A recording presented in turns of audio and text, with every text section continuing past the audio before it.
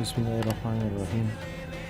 سلامونه دوستانو، څنګه کولی شو هغه پروګرامونه چې په پلی سټور کې نه ډاونلوډ شوي هغه په اسانۍ سره ډاونلوډ کړو. مطلب لکه دغه وګورئ اوس وایي ستاسو هېواد لپاره دا نوي څنګه ډاونلوډ کړو او هغه طریقه زه درته نن په دې ویډیو کې ښیم. نو راځئ اول به راشو دلته ویکس براوزر ته، دلته به یې سرچ کړو aptoid.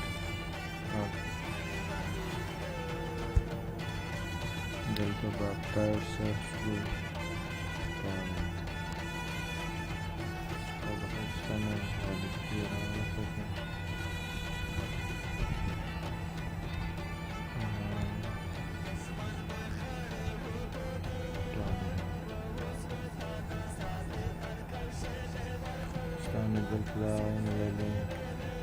تاسو د پروګرام لینک لاندې د دې څخه په ډسکرپشن کې هم لیدلی شئ، هغه څخه په اسانۍ را ډاونلوډ کولی شئ.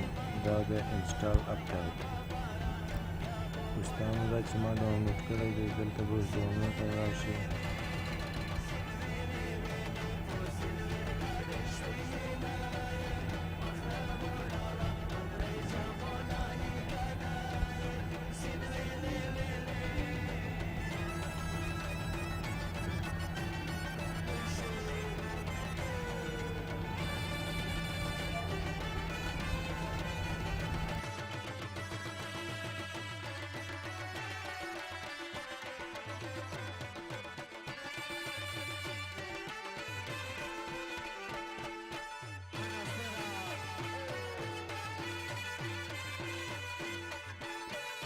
سکرین ریکارډر د هغه سره کاروي.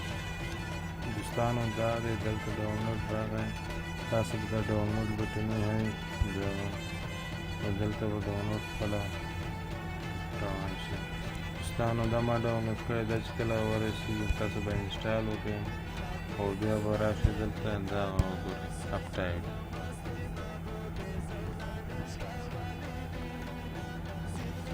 دوستانو دا داسې پروګرام دی که آیډي ورکوي او که نه ورکوي هم داسې کار کوي، له پلی سټور څخه هم ښه کار کوي. دوستانو تاسو به دلته راشئ، دا سرچ به ووهئ، دلته به ولیکئ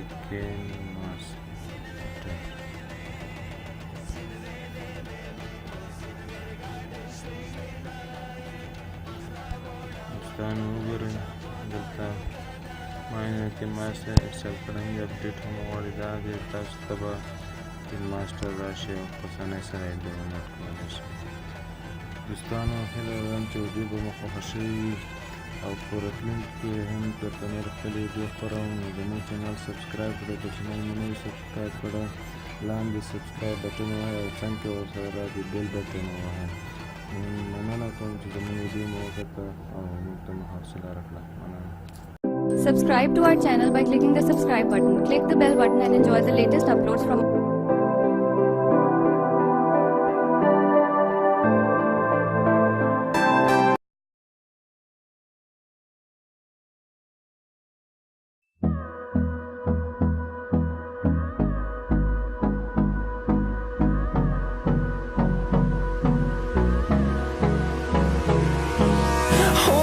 close till I get up. Time is barely on our side. I don't wanna waste what's left.